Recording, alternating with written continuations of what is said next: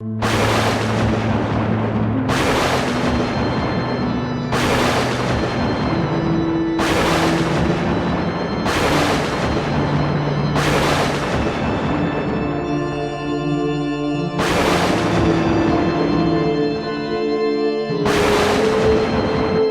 do you think of when you hear the name Wes Craven? You may say a horror director. He's created some of the most terrifying moments in film with the most memorable characters in pop culture. But I see someone much more versatile. He's directed a wide variety of topics, such as meeting interesting people on a late-night flight, kids dealing with the death of a friend, the effectiveness of the death penalty, and people who are forced to live under the stairs. No, the other one. Sometimes directors have a niche that they excel at, and sometimes these directors want to make something different. For example, John Carpenter's Starman. Here we have a classic love story. Boy meets girl, boy loses girl, boy turns girl into robot, robot kills people. Your move, Shakespeare. This is Deadly Friend.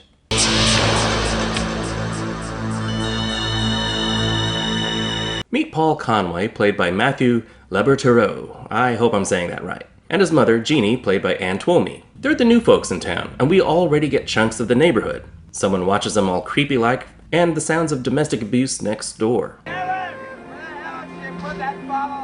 We establish right away that he's a smart kid. Must be, he built this robot, named BB, and voiced by Charles Fleischer.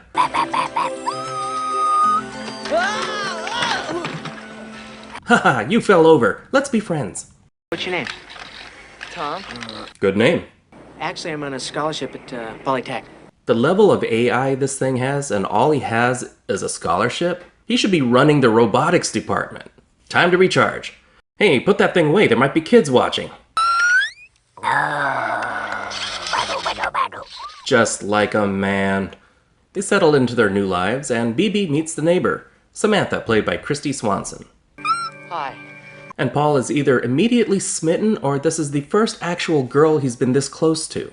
And we get it now, her dad's abusive.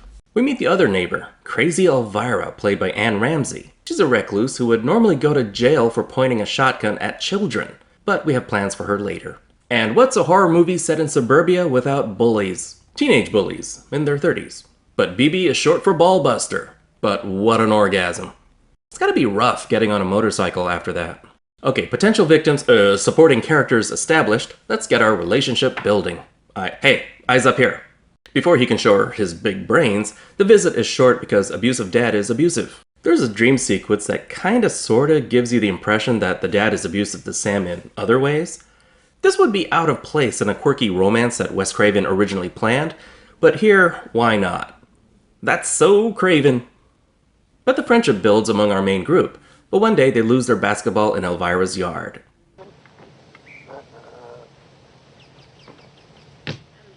My property, my house, my ball. And they really want the audience to hate her as much as BB does. Importantly, we establish that Paul is brilliant with robotics and brains. Are you seeing it too? This is a modern take on Frankenstein. Sam shows up with a bloody nose just to reinforce the abuse angle to her character. Hold your head back. No, tilt your head forward for a nosebleed. It's Halloween, and movies have taught me that nothing good happens on Halloween. Especially when you try to pull foolish pranks on the angry, psychotic, gun-toting hermit.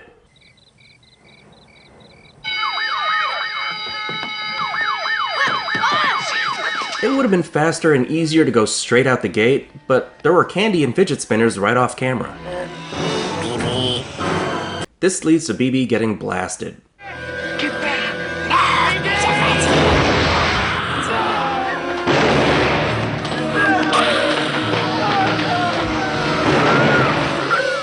Well, what do you expect from a woman who tried to kill a Goonie?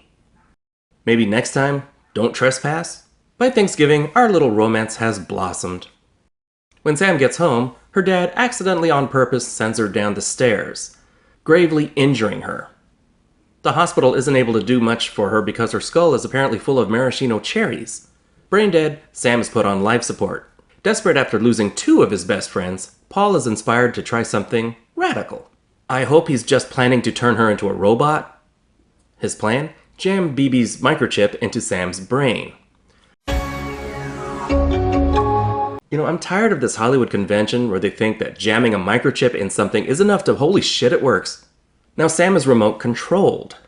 It could have gone much worse.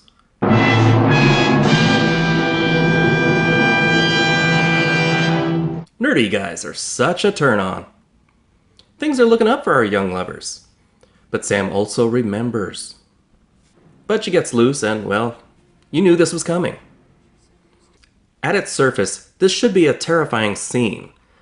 An abusive father sees the child he murdered back from the dead. It's a reckoning. His sins are about to be punished.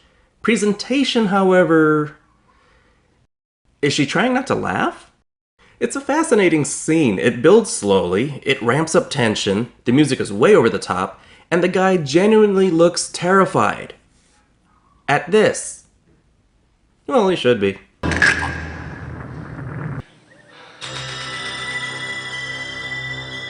Oh boy, we got a new pope. Bad robot girlfriend. Bad. Bad. No kill. No. No kill. The movie's pacing already starts to pick up because we got more vengeance to deal out.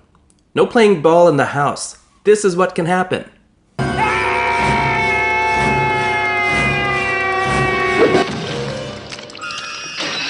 2 points. Yeah. But can she dunk? Now it's Paul's turn to have a nightmare.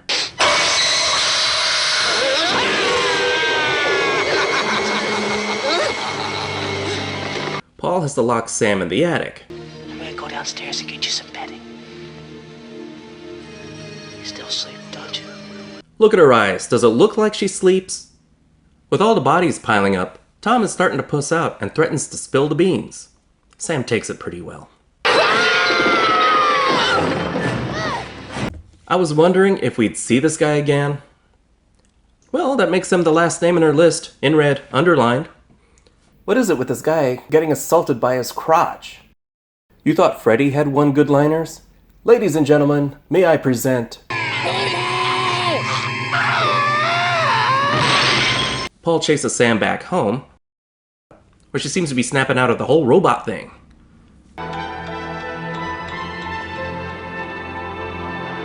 Oh, thank God, it's the cops.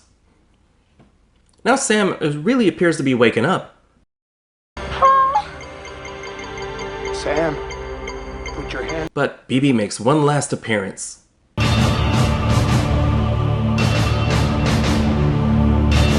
Tragically, she's shot just as she was about to come back. No! So close to becoming human again. I think that's what was happening. Maybe she was switching to HD? I don't know. I love how the cops just kind of shuffle away. Well, that happened. See you tomorrow, guys. Paul is somehow not in jail and is up to more shenanigans. I remember distinctly the audience chuckling at this. Kind of like a, oh, you gotta be kidding kind of thing. I'm not sure that was the intent of the scene, though. But we can't leave things without one more scare. Sam comes back as a pissed-off Power Ranger. Come with me, Paul. Baby. So, was that another dream? I never know. That was Deadly Friend. Beep beep. Wes Craven really did set out to make a romantic movie with a twist. But the studio insisted, rather forced him to add more gore and horror elements, including the nightmare sequences and that what-the-fuck ending. With the added scenes, the reshoots, and mandated edits to trim the runtime, Deadly Friend is kind of a mess, with bad edits, continuity errors, and characters that are just horribly flat. Paul, although a brilliant genius, still makes questionable choices to drive the movie. He becomes obsessed with his creation, overlooking moral dilemmas to pursue science and love, much like another famous scientist. Sam's transformation from wounded girl next door to unstoppable Terminatrix showed us that even in death, we still carry a grudge. Their romance was one of the sacrificed elements when this was turned into a horror movie, so Paul's obsession rings a bit hollow. Tom was mainly comic relief because we all know Toms are hysterical. BB was more than a machine. Charles Fleischer gave BB some character through his voice work and actually made his death heart-wrenching. I mean, these characters were evil, but we don't really get why, probably to keep the sympathy factor down. They're just here to die. Not that I want their behavior justified, I just want it to make sense. And some scenes feel like they're missing parts. Paul takes Sam up to the attic, and it seemed like he was about to show her something special. Something to make that location mean something later when he locks her up there. But it immediately cuts to her father showing up to yank her home. Most of the acting is pretty standard. The bully is way too one-dimensional. At least with Elvira, you kind of get the sense there's a story there. But the robot scenes are a bit hokey and kind of pulled me out of the moment. But we do love romances with a twist, even if one of them is a reanimated corpse. The first half plays like a regular teenage coming-of-age tale, but once the chip goes in, it's another 80s slasher film. It's got a bit of a cult following. It's cheesy, dated, but pretty funny. It can be entertaining at times, but I have to wonder what Wes Craven's original vision would have looked like. Deadly Friend is a flatline 2 out of 5. Wes Craven tried to do something different and unique. Pull me back in.